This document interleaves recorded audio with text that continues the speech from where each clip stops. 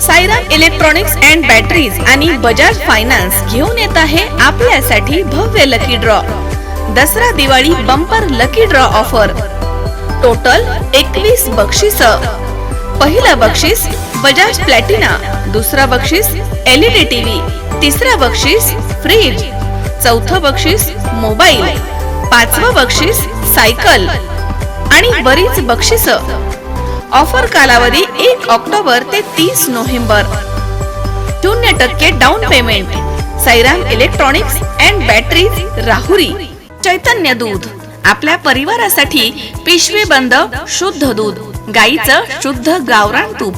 श्रीखंड, आम्रखंड, paneer, mango, vanilla, शाही लस्सी, दही आणि अनेक दर्जेदार उत्पादने.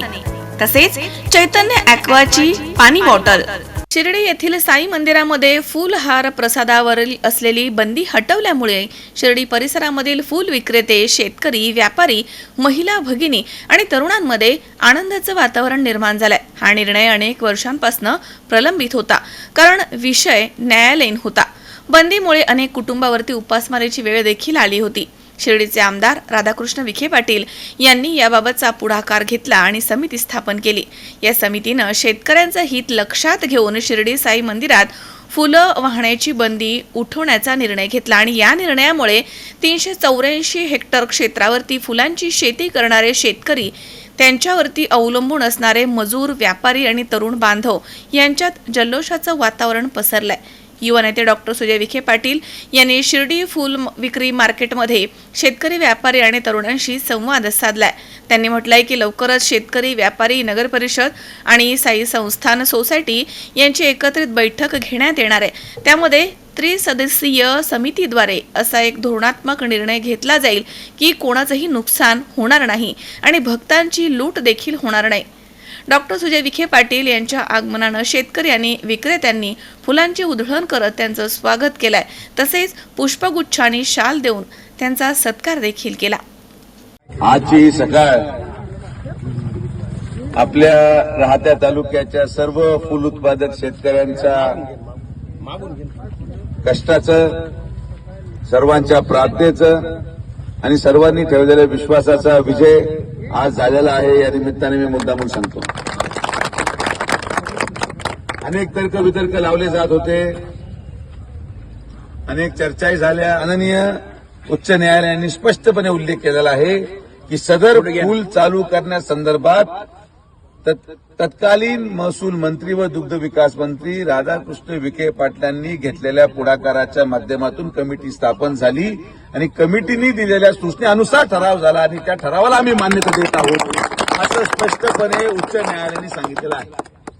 त्यामुळे जी लीड मला वाटत होती की 75 पर्यंत राहील, ती आता आज 1 लाख झालेली आहे.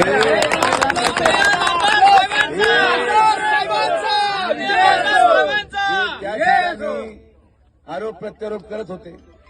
विजय हा सत्तेचा असतो, विजय हा निष्ठेचा असतो.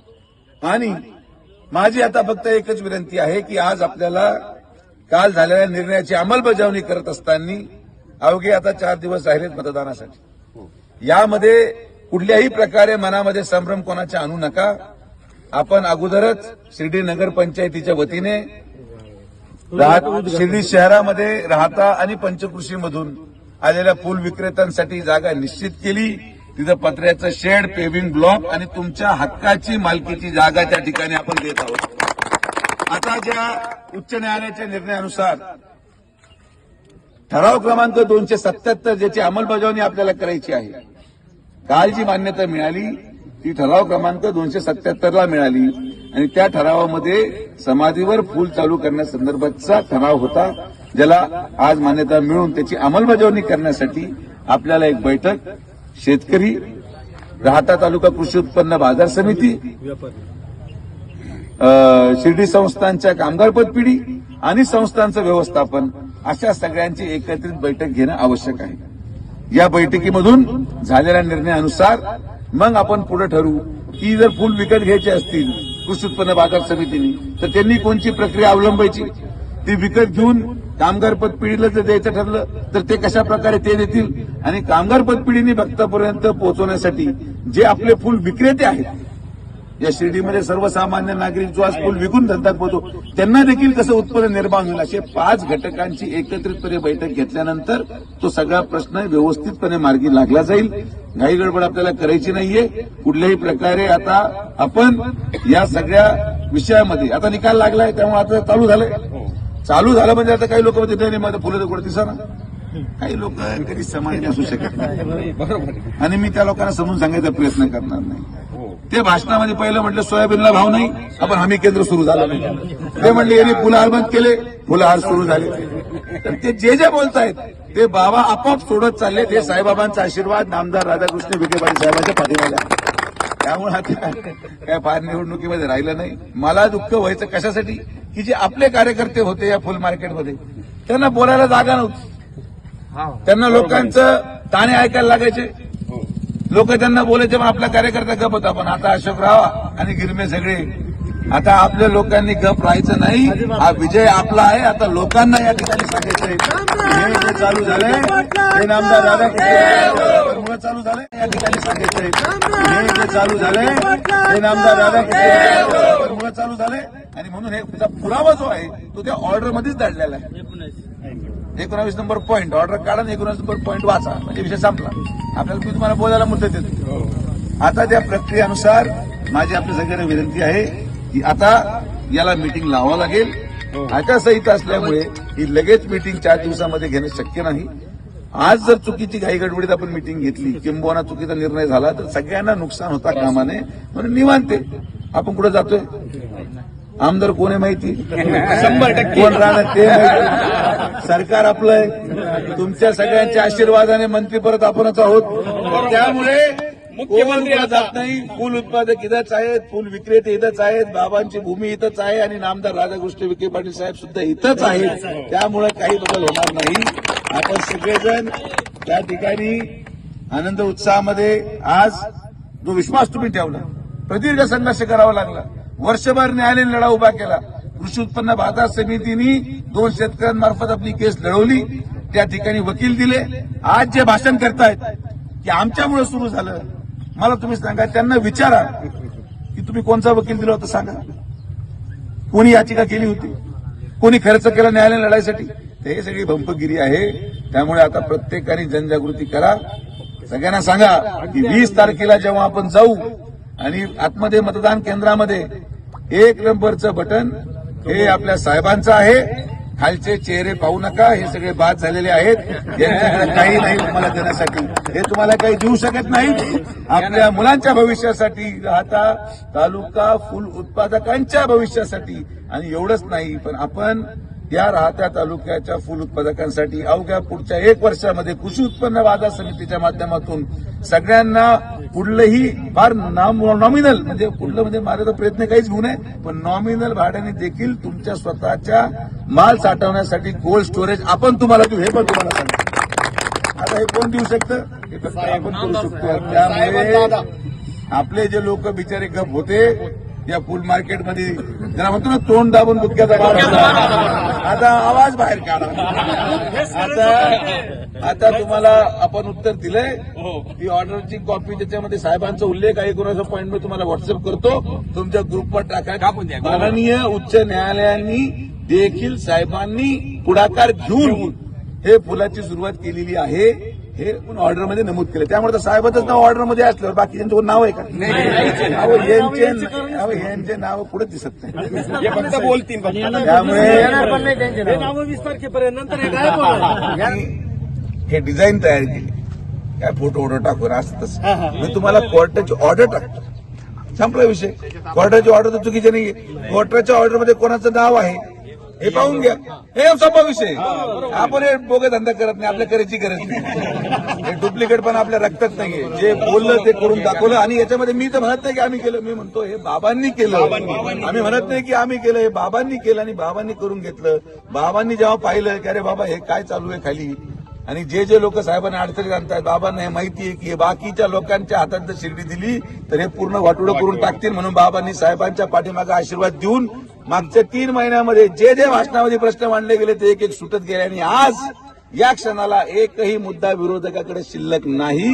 हे बाबांचा आशीर्वाद आपल्या पाठीमागे आहे. आपल्या सगळ्यांच्या प्रयत्नातून दाव आहे हे पाहून घ्या. हे सोपा विषय.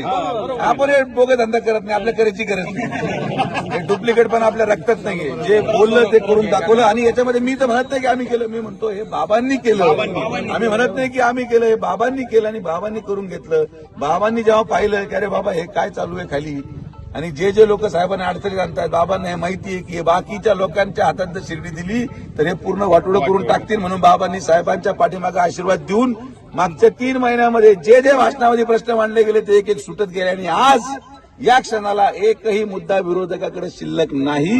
हे बाबांचा आशीर्वाद आपल्या पाठीमागे आहे. आपल्या सगळ्यांच्या प्रयत्नातून आपण जो विश्वास आमच्यावर ठेवला, जे दुःख आमच्या बरोबर सहन केलं, आमच्यासाठी लोकांचं ऐकून घेतलं तरी सुद्धा आम्हाला सोडलं नाही. त्या निष्ठावंत फूल उत्पादकांचा आज विजय आहे. मला मुद्दामून या ठिकाणी सांगायचं आहे. म्हणून आपण सर्वजण आलात.